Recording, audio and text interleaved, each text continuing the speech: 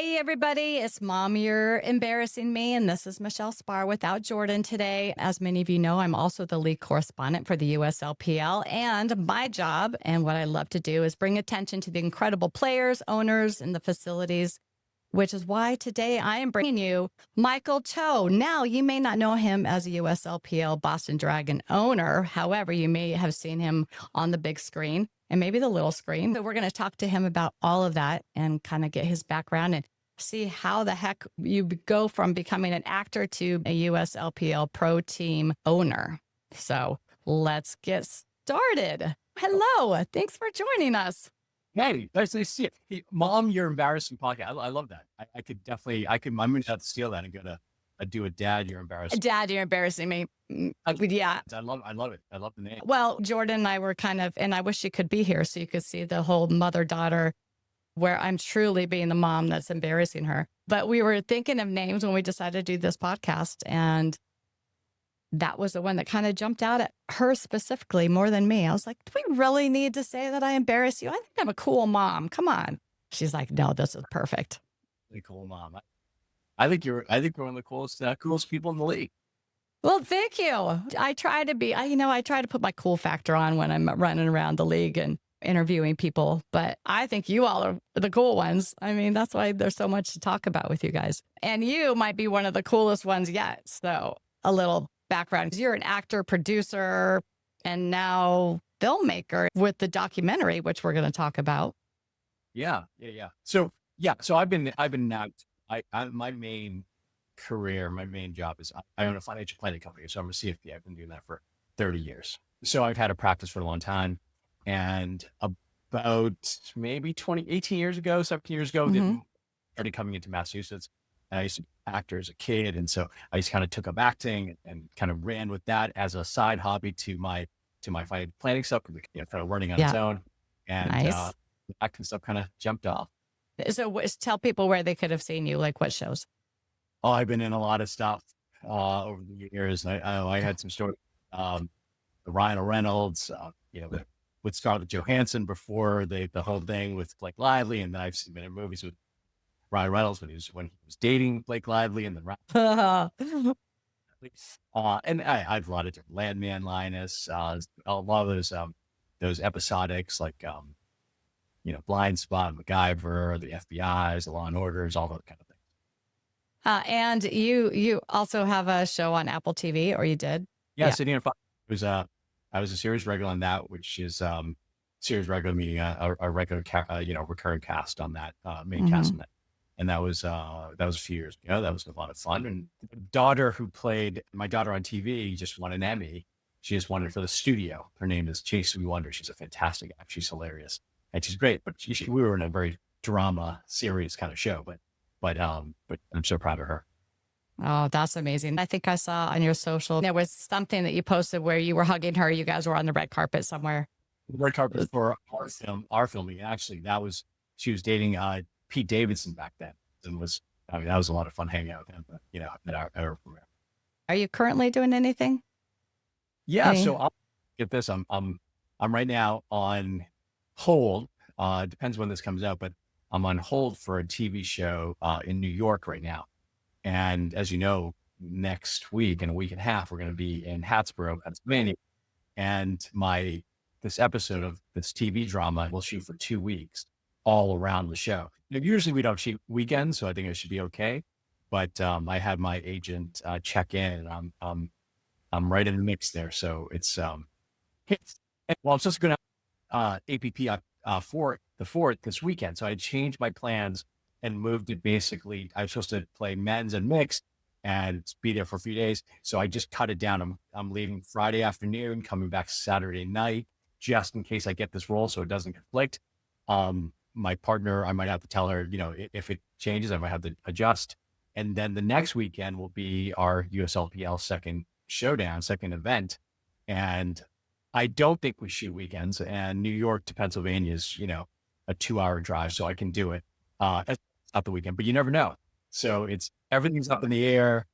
That's part of it as an owner. You have this problem solved. You have to kind of think of all the different options of what can happen, how to fix it. What if this, then I have like three players that are potentially injured or not coming. I have to work on our replacements. It's all this owner problems. It's a lot of juggling. So what would, if something had to give, what would it be? Oh, it had to. You did okay. You don't have to. You don't have to answer that. Fortunately, the TV role, unfortunately, comes first. So I'd have to get Yes. a. Yeah, Yes. that makes sense. Well, my first question was going to be how you're balancing Hollywood with pickleball these days, but I think you just told me it's Yeah, not easy, and you have your priorities, and exactly. Yeah, it's hoping and just hoping work out.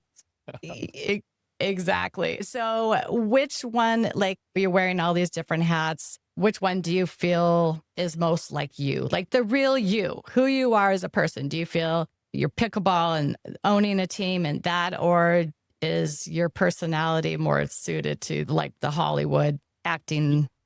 My personality is the way I am with owning a team is very similar to what I am in real life.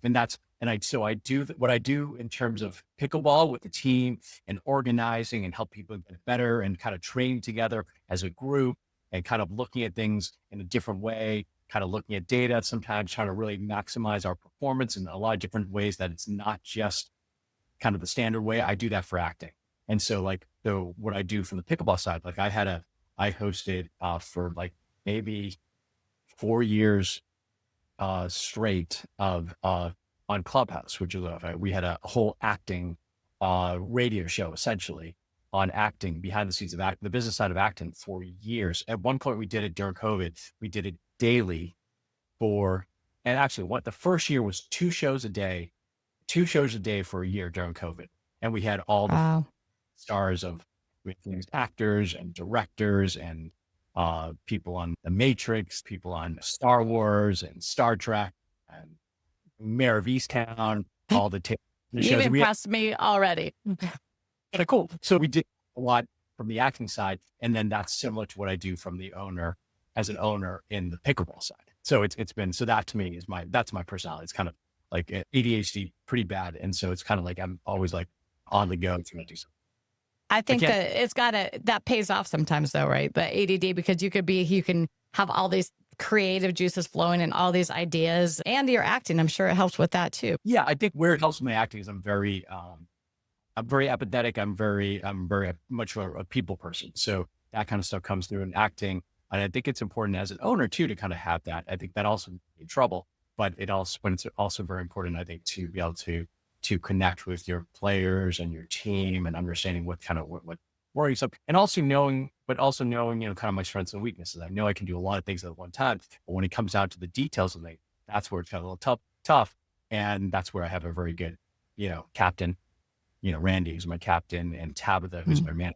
I mean, they kind of help rein me in. And I mean, I get so many times they're like, I need an answer here. And I'm like, oh shoot, I forget. And she reins me in, and that's how we work.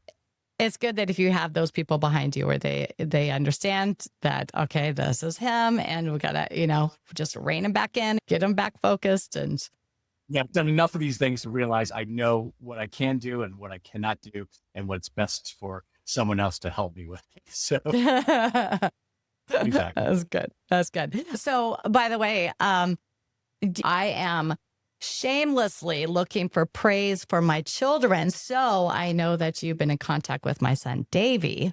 So tell everybody what you thought of him. Great guy. I mean, first of all, he's the coincidence, first of all, that he has his stores, Dave's Hot Chicken, right in our area. I mean, Isn't that crazy? the stores that he has, one of the Dave's Hot Chicken is literally 5 minutes drive. And it's all around where all our players are. It's where your mom's not embarrassing me.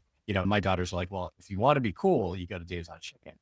Oh, Yeah. So there we go. He's a wonderful, wonderful young man that he's got a lot of things on his plate. I mean, talk about someone who has tons of things going on. He likes to juggle things. He never wants to stop. He's just like a go, go, go kid for sure. And he's excited to find something that you guys can partner together on. So it's exciting. I'm excited for you guys. Someone in the chicken costume at one of the events. I'm like, all right, we're in. It's going to happen. I could see him running around in a chicken costume, by the way. I'm like, you just gotta wait for us to get our dragon costume together You guys and can battle it out. battle out. I mean, this could be a lot of stuff going on. You guys So should just get on the pickleball court in the dragon costume and in the Dave's Hot Chicken costume and play a match. I think that has to be in the cards. There we go. Maybe at one of the showdowns even. I'm brainstorming. I'm off tracks here. I want to talk a little bit about the documentary. For those that do not know, Mike is doing a documentary about the Boston Dragons origin story, and this is his USLPL team. So give us a short version on the Boston Dragons origin story, So why you decided to do this. Sure. So I've been active for, like I said, almost 20 years, and we've produced and directed tons of things. I'm a creative, so we've made movies that have gone to film festivals. We've got tons of videos that have gone viral back in the old kind of viral days, not it is now. But like 5 years ago, we've had a video that 30 million people saw, and our videos are a little bit different. They're much more produced, right? Not just like sort of viral content of something that's like, it's much more using our acting and filmmaking abilities. And so I've always done that. So we have a team, Total 11 Films, that we've done a lot of projects together. And so once I decided to buy the team, like, all right, at this point, I'm like, all right, I'm so straight out already, but I'm doing it. And if I'm doing it and like, there's so much going on here, I might as well record what is happening, because no one would really understand what's happening behind the scenes here. And then I'm like, all right, well, in that case, I mean, I have one thing as an actor, I have Emmy Award-winning director as my partner for Total Films. And then I know all the crew, casting kind of crew in the area. People can do DP stuff and sound stuff and editing and music and sound. And so all the whole gamut. So I'm like, all right, if I'm going to do it already, I might as well just go that extra, not really a mile, it's like the extra 20 miles, and then do at the same time, record this and get the whole story under. And that's hard to do, because now I'm not on my setting up a team and being an owner of a team. I'm working on the documentary. So I'm working on the angles and the camera and then the sound. And then at the end of the day, I'm also, where I started for this is I'm a player. So, that's unfortunately coming in last in terms of priority of what needs to get done.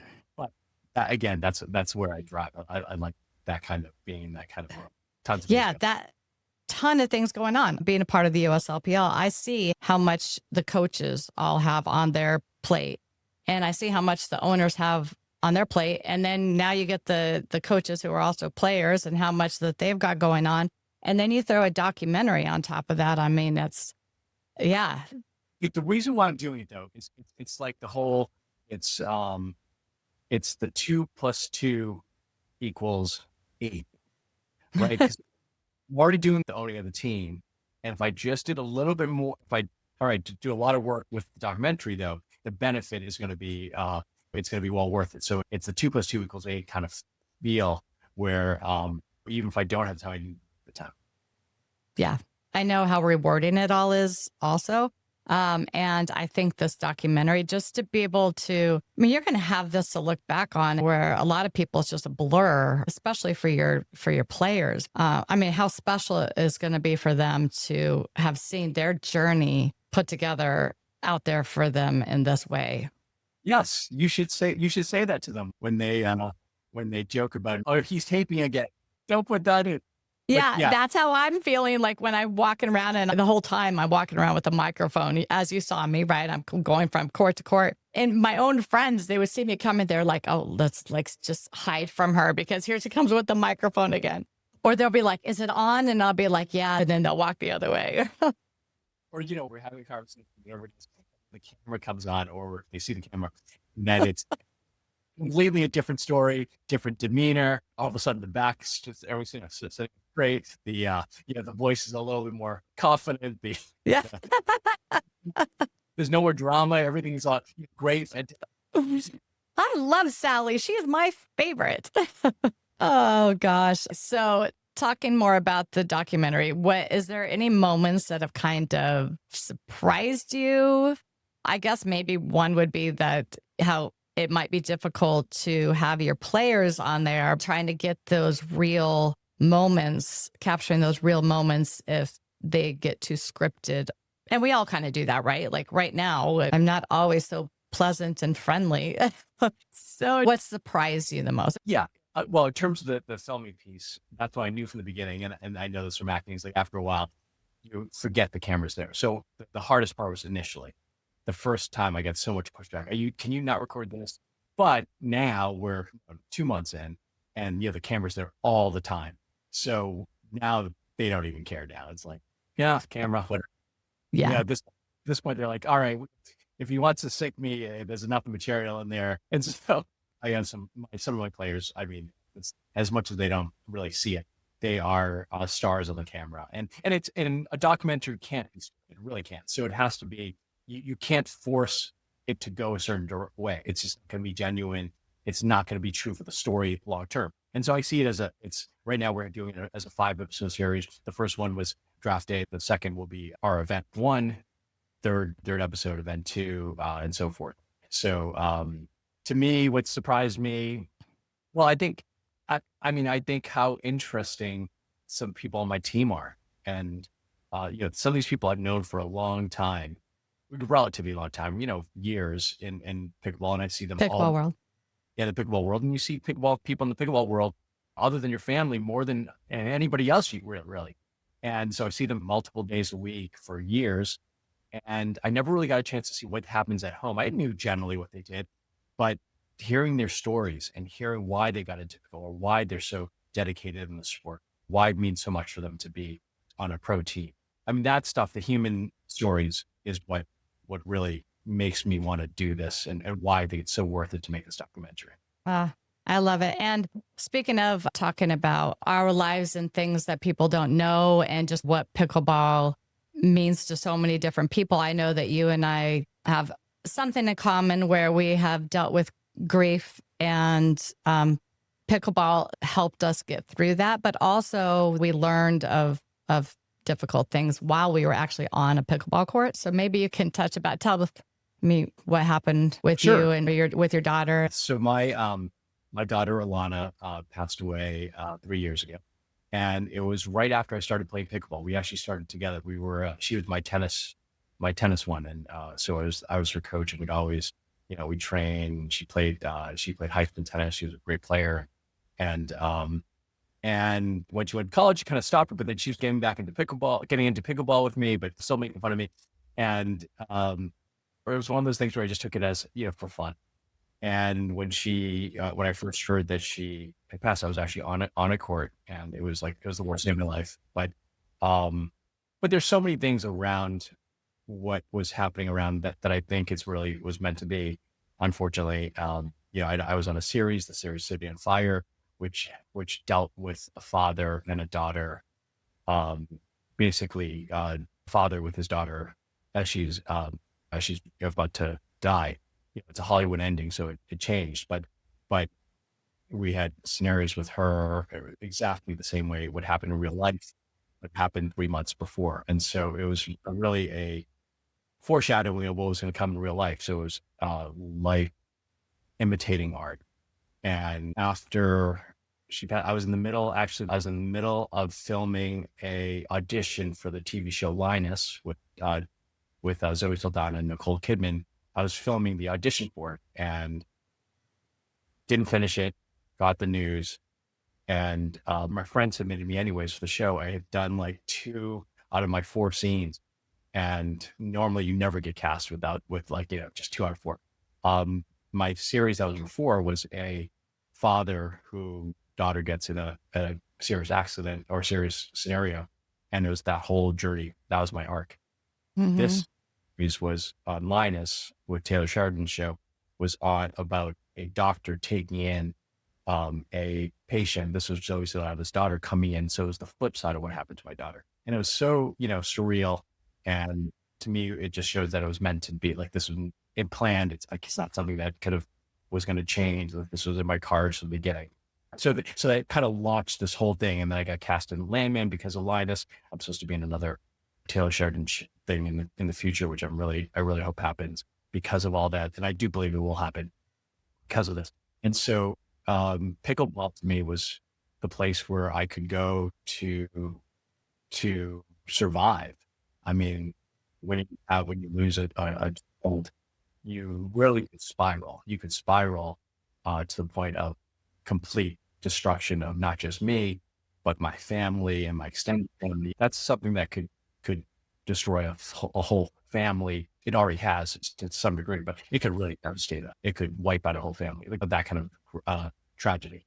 But pickleball really saved myself and my family. I mean, for me to get on a court after, and actually some of the players who are on my team are people who I went to play with after. And when you're on a court, you're thinking about other things sometimes. But once you kind of get starting the game for that hour and a half, 2 hours, you can't really think about anything else. Sure, for a second or two. But if you stay too long, you're gonna get body back, not, or whatever. And so it was so therapeutic to play, and plus the endorphins of being out there. Whereas I probably would have been in bed, not taking calls, not doing emails, not doing any work, and really, I don't know what else I would have done. That's not healthy after grief, and I'm sure you kind of dealt with that too. Yeah. Yeah, exactly. Your story really resonated for me, and I know it would for Jordan and Davey and Brianna. So when I found out, and I was on the pickleball court when I got the call, and Jordan was living, I'll talk specifically about Jordan because she's my co-host. She was living in California at the time. And so I had to call her and tell her what had happened. It was such a difficult time being able to, and we've said it on this show before. It was like when we were on the pickleball court, we could just leave it all. And you don't leave it for long, but for that hour and a half or 2 hours, your mind is at least refocused on something else.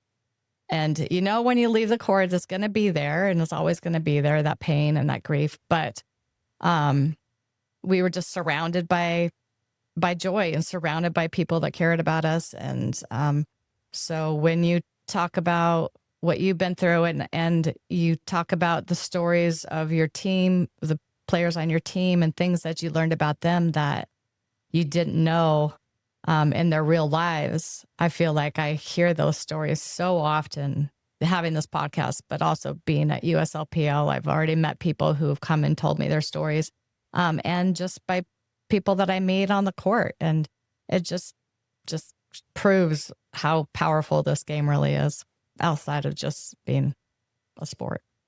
Absolutely. And I think for me, my daughter Alana lives on through me, through the team, through the documentary. There's the 44 here, and my tattoos here connect to her. And if I don't know if you noticed, but there's a 40 on my jerseys. There's a 44 in every team player. It's not just me, and that connects to her. And there was I love that so much. Yeah, and so when I had our first huddle before our first ever match, I told the team what that meant, and how I really didn't care at all if they won. I really didn't care. Yeah. What I really wanted them to do, though, was to play for each other, to trust themselves, play with confidence, and play and be a great partner. And if they did that, to me, my daughter would be sweet. Win or lose, it didn't really matter. It just was about playing for each other. And if that came out as a win or came out as a loss, it really didn't matter. And that to me was what I wanted to tell the team. And then in some ways it was my daughter. It's the kind of the spirit of my daughter kind of coming through there. So I think anytime, and there's always dynamics on every team, and sometimes partnerships, partners butt heads and things like that on the court. So anytime that happens, you just need to go 44, darn it. That'll be you scolding them. Or to be just point to your tattoo, then they know they better just zip it and knock it off. Exactly. I got to use that one. I'll save that for I love it. You should totally do it. I feel like what you've gone through, and you're passing it along. Like I try to do just things that, take that grief and turn it into something positive. And you are obviously doing that on your end. So well done. Thanks. So, okay. So now moving on, I have to know, and I have asked every owner that I've talked to, Was it Ron or was it Mike that, because they're pretty good salesmen. I mean, they suckered 12 of you owners in. So how in the heck did you get roped into this? Yeah, so I met Mike and Ron down at the US Open in Naples this May. Hmm. And I knew right away. I knew that there was a space for this. I think we, I needed it. I needed the team aspect. I needed the ability to play pickleball in a different degree than just individually for like when I play tournaments, regular tournaments from a team is definitely my style. I needed that. And and I knew there's so many people who needed it too. And once I heard that this was being formed, it wasn't even that I knew it was meant to be. I knew it was Yeah. meant to be for me. I had a friend Randy, who was the captain, and I had talked to him before. I'm like, hey, what are your thoughts? And he's like, I don't know, Brett. He said, okay. I'm like, okay. And then sure up next time, but next time I saw him, which was like 3 days later, I'd already bought the team, already sent in. Oh, you move fast. I'm like, yeah. So I was there at the US Open with them. I was like under their tent the whole time. And every time they would come back under the tent, one of the two would then be like, yeah, I think we got another one. I think we got another one. I was like, dang, you guys are doing well here. But I think they were out. They had to buy a lot of pizzas and beer. I will say that. I think I bought the pizza and beer that day. I could see right away that they were fantastic Yes. people to start this league. And I knew that they had the experience and they had the vision to see this through. And that right away was number one. Because once I Yeah. knew, I didn't really care about the details part of it, the smaller piece, the where and when. And I didn't really care about that stuff. To me, it was just that I could see to both of them. I trusted both of them. And you just have that gut feeling that these are good people who can follow through on this idea and the vision that they have. And that was enough for me. They really are. They are such great people and their passion for the sport. Ron having legends of running that so successfully with his basketball, baseball, and pickleball. He has all of that knowledge and that background and is full of ideas. And they, when they were talking to me about it, and it's like, well, when do you want to have this done? I mean, like, our combine was in August. yeah, August. So 4.5 months, right? And I'm like, 4.5 months. I mean, you guys are great, but how in the heck are you going to get this done in 4.5 months? But I know it was not just the two of them because they have amazing team owners like yourself. And you guys were all invested in making this successful. And I'll tell you what, I've just been so impressed. I thought that showdown, I couldn't believe how well it went. The players, the teams, the fans. I didn't hear a negative thing from anybody. It's just So what about amazing. skinny breakers?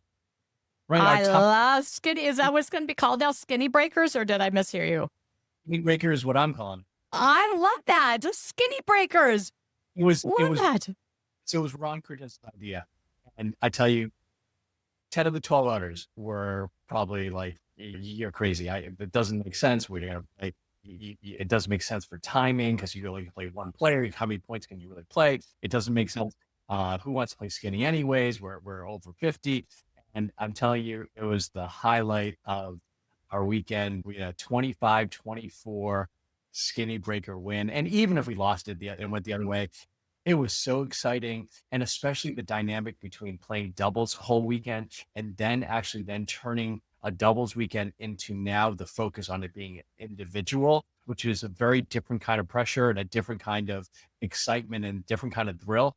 And then to have the team and everyone surrounding to watch and the whole setup, it was very, very exciting. And I mean, I just experienced ours, but other teams had skinny breakers as well, and it was pretty awesome.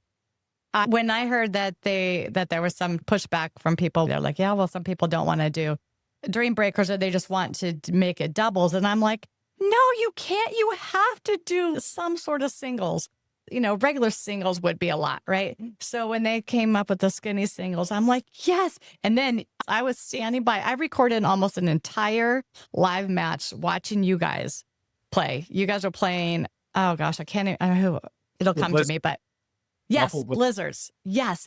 And I'm standing around the whole time. And I think you guys needed to lose. If you guys lost, and it was going to go to a dream breaker or a skinny breaker, right? And I even came up to you. I'm like, I know I don't want to root against you, but I actually hope you guys lose because I love the dream breakers and I want this to go to the dream breakers. It's really exciting. And we have our Dragons flag and our cowbell, which, it's pretty polarizing. Some people love it, some people hate it, but hey, we love it. That was my next question, actually. That was one thing that stood out to me. And I was watching all the teams and trying to get footage on all the teams and trying to just learn as much as I could. But your team culture was just the excitement around your team was noticeable for me. Again, I said it on the live videos. I'm like, oh, they just won. The bells should be ringing soon. And then here comes the flag. So tell us how in the heck, first of all, explain to people what the bell and the flag are. And then tell me how it came up. Well, we wanted the excitement, and this is a team sport. There's a few other leagues that, MLP and FPL, other different groups that have this, but have teams in pickleball. But this is really, we can make our own rules. We don't have to. There's nothing that we had to follow, and we could have our, now, sure, maybe during the match is one thing, but after, we wanted to have fun, and we wanted to be able to say, all right, well, how can we bring everybody to this court, because we're kind of spread out. Sometimes we're really close, sometimes we're not. And then how do you let people know that this is a really big match here? And so one of my teammates, I'm not sure who, and so, well, let's just do the bell. So what happens is when it's getting kind of close, you kind of hear the bell, and so all of a sudden you're doing your thing, and then it's like they come running. It's like a dinner bell or something. Like everyone freezes and then starts going to that court, and it means that close. And so what we're doing is kind of rallying the troops, and then to have to have your team knowing that you're supporting you when a tight match, I think is really important. And then if we win, we had this big our one of our players, Laura Charles, she made this awesome flag, and she ordered a flag and couldn't come in time, so she drew the whole thing. And so we had this thing, and the worry was whether to get it through PSA. But we kind of bring out this big flag, and I can, it's a little bit obnoxious, but what it is it's not actually against. It's not like, yes, we won, screw you. Yeah, haha. It's really not that. It's really the other way around. It's just us. We're celebrating ourselves and a match. It really has nothing to do with the opponents. So it's really just internal and just having fun together, in a kind of an exciting, a little childish, but it got to the point where I'm playing, and it's like a 9-9 match. Man, I want the bell. I want the bell. And so I'm gonna get this point. The one time actually, it happened and it worked, and so I won the match. And I'm like, wait, what happened? So we just won another match on Oh no! Flag went over there. I'm like, hey, what happened? Where's my bell? Wah wah wah. That's so funny. Oh, poor thing. I tell you, I loved it. I loved it. And I think that other teams are going to, it's the first showdown. So it's annoying when someone else has, not more team spirit, but louder team spirit than you do. But I think some of the other teams will start picking it up as we go to try to, keep up with the Dragons. Hey, if you can't be them, copy them or whatever. Yeah. Well, Maybe they'll have like air horns or something. All the teams are going to just fly the flag every time they beat the Dragons. That's the only time. Bring it. Who was in charge of the bell, by the way? Well, or is there one per court? No, we have one. Not only do we have our team, but we had our support team. So we have our Dragons support team. And that was, spouses and friends and parents of our players. And so we coordinated with them pre-match. Like, hey, this is what we're going to do. We swing vision each match. We have our flag, and this. So we was kind of a whole thing with our team. So we prepped all this stuff beforehand, and so a lot of it came from our Dragon support teams. Oh, that's nice. Do you have a name for them? The Dragon support team. That's not very creative. Sorry. Maybe it could be the Date My Chicken. Yes. Oh, Have them sponsor the support team. Oh my gosh. See, this is a great brainstorming session. I feel like we have so many ideas flowing here. Glad this is all being recorded because I'll forget by the end of the episode. When you actually bring in the fans and family members and friends again, and like when you start involving them and they have a part of potentially helping the outcome, right? Yes. But now all of a sudden, it wasn't like we didn't need to rally the troop. Like they were handling it. They embraced it. And They're invested now. I'm thinking of one Spence. She's the quietest thing when it came to the bell and the flag. Everything, she was like forefront of it. Every change, every win was awesome. Let's talk about the last showdown. You guys ended, remind me, fourth? We ended up, we were going 3-0 into the last match. We lost to the Supernovas. So we went 3-1 for the weekend. And I honestly think we were, and I have this on the documentary. I thought we were going to go, I really thought we were going to maybe 1-3, maybe 0-4. We eked out. It wasn't like I was underplaying. Like we went some 7-6s, like 7-6, a 7-5, a 7-5, 6-6 skinny breaker.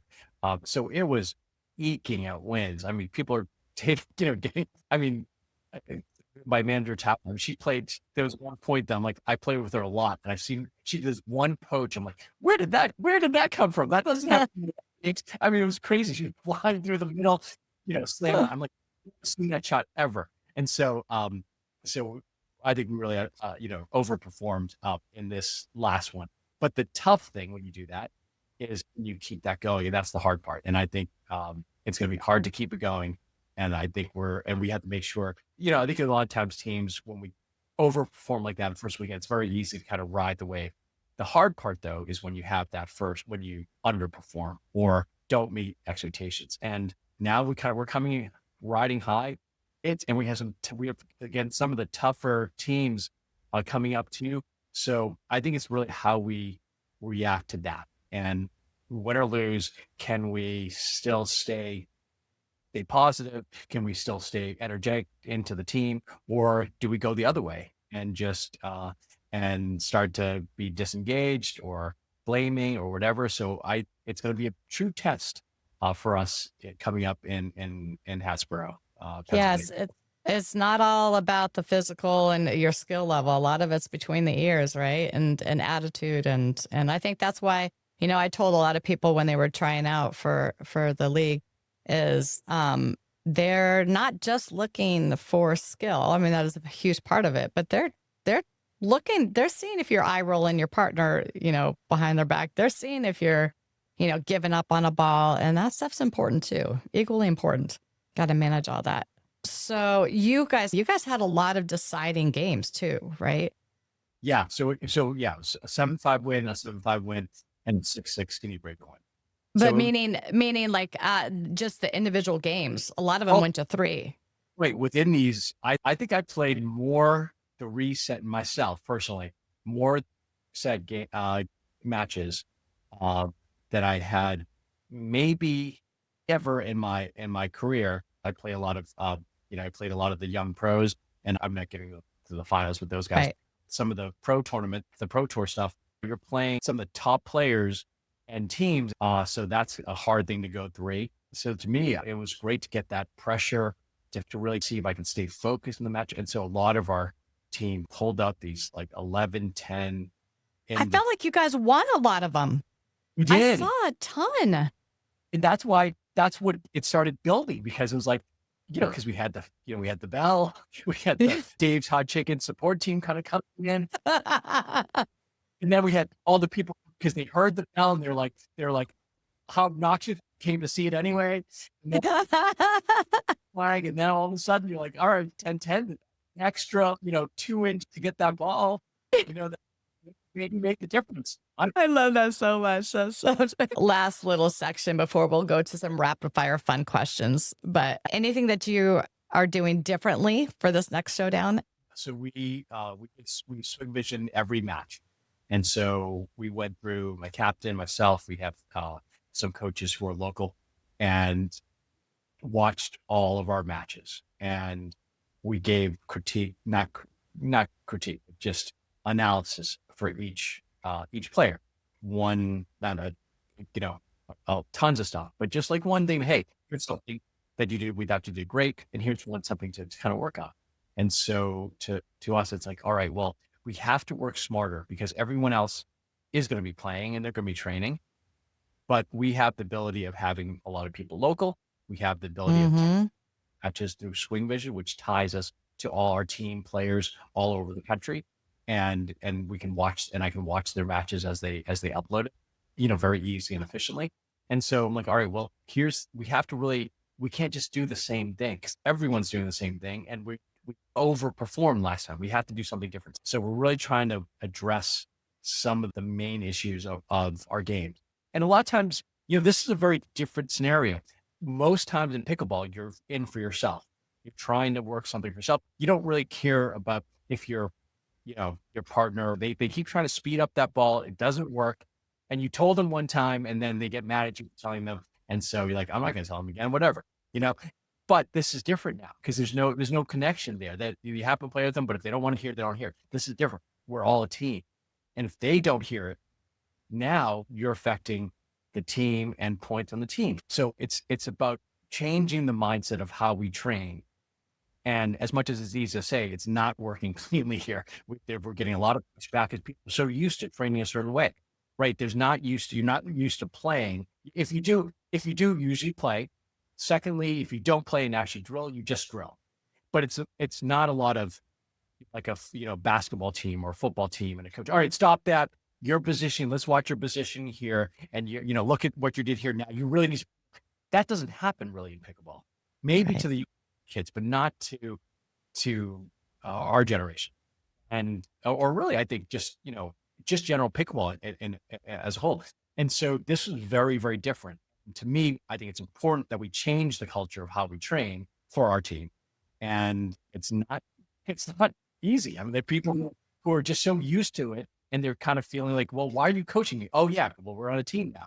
But then, some people know things better than others. Some people are necessarily better players, but might have some better insight. Some people don't have better insight. So it's a tough dynamic. That's my job, to try to kind of figure it out and to see if we can kind of work together towards it. And to be honest, it's far from perfect.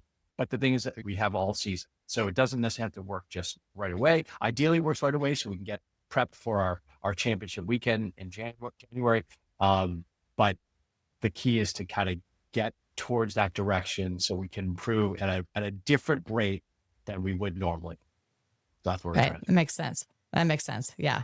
And I can see, I mean, a lot of these players made it this far without having a coach, right?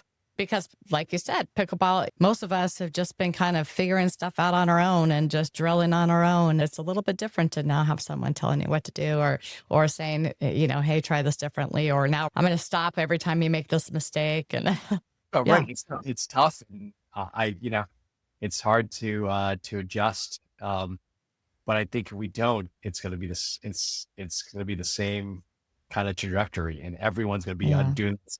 And so we need to kind of overperform again. And I think we're going to have to, adopt it. I give by the end of the season, I think the goal is to get us all on the same page. that's great. Okay. All right. So some rapid fire questions for you. All right. So these will all be fun. One word to describe your team's energy. Fiery. Good. That's a good one with dragons. Who's the loudest dragon? Laura Charles and Laura Charles's dad. Okay. But that's the Dave's Hot Chicken support group, dad, right? Who's the quiet assassin on your team? Sydney Kwon. Which player could totally star in one of your next movies? I would have to say Randy Parker. Would you choose the pickleball court or a movie set? I know. Okay. Would you rather star in a blockbuster or win the USLPL championship? It's okay. You can say blockbuster. US blockbuster. Okay. Yeah. US blockbuster. I think your entire team would probably pick that too, by the way, not just you. All right. Dragon's roar or silent focus? I think Dragon's War. Bell or flag? if you could only have one. That's a tough one. I'd say, oh, that's a tough one. I say Bell. Well, okay. If you could draft any celebrity to join the Boston Dragons, who would be your first pick? Tried to get it Von Lendl, Ooh, that's good. but didn't work. I would say Chris Merloni from Law and Order. So he's a very good athlete. And when I was on the episode with him, we played. So he's got some talent, and it would be kind of cool if he joined. There we go. Okay, if you can nasty Nelson one celebrity, who's getting tagged and why? I would probably. Oh, geez, this is tough. I'd probably nasty Nelson, Bradley Cooper, and only. No, geez, I would nasty Nelson Nicole Kidman, and because I think that would just be so funny to see her reaction. I know she would take it as a joke. Be so shocking to people that it would be great for our document. I love that. All right, we'll see if we can get her out there at one of the showdowns so you can do that. All right, if you were in a zombie apocalypse and you had one person fighting alongside you, who would you pick? Oh, fighting alongside me, I would probably take Knop because he's pretty. I think he'd be pretty feisty. But really, at the end of the day, to survive, I'd take Tabitha because her and I balance each other well, and I think she'd be able to protect me from the not necessarily in the fighting aspect, but when we're trying to hide from the zombies. I like it. All right, and which celebrity would make the best USLPL sideline reporter besides me? I would pick Demi Moore. Only because I think, so I got a chance to work with her landman. She was my favorite growing up by far. She still is. And I think she's so classy. I think she'd bring so much attention. I think I would play extra hard to try to show off her. That's really it. It's really for my benefit. I love it. All right. Is there anything you wanted to tell our viewers? Any adventures you have coming up or anything that we didn't get to cover? No, the only thing is if you don't see me in Hasbro, it's because I'm on a TV set, or maybe hopefully I could do both. I kind of go back and forth. But no, other than that, I think the only thing that's coming up is the New York-Boston rivalry that we had with the New York Ballers. That's the first match of Hasbro Saturday morning. The Boston-New York rivalry goes pretty deep. But the only thing about a rivalry is you got to have a kind of an even back and forth. I really don't see it being a match with the Ballers. I don't think they can really keep up to the Dragons. You're saying that the Ballers they're no match for the Dragons? Is that what you just threw out here? Yeah, because they're no match. It's really not a rivalry. That's more of a beatdown. So, but maybe a rivalry would see for a rivalry. Are you giving some smack talk here? I love this. And is Ron aware of this? Oh, he'll be aware of the SmackDown when he sees the Dragons coming. Yeah, he'll be bringing the fire, bringing the fiery heat. There you go. You have been wonderful. Thank you so much. I really appreciate your time. It's been a joy talking to you, getting to know you better. And I hope, and maybe also don't hope to see you in Pennsylvania, because if we don't, it means that you're on set. Yeah. That's pretty exciting too. Yep. Well, thank you, Michelle. I really appreciate it. You're welcome. Awesome. All right. I look forward to seeing you in Pennsylvania. Yeah, sounds good. All right. Well, take care, everybody. Thanks so much for tuning in to Mom, You're Embarrassing Me. We will see many of you, hopefully all of you, at the Pennsylvania Showdown in Hatboro. Until then, peace.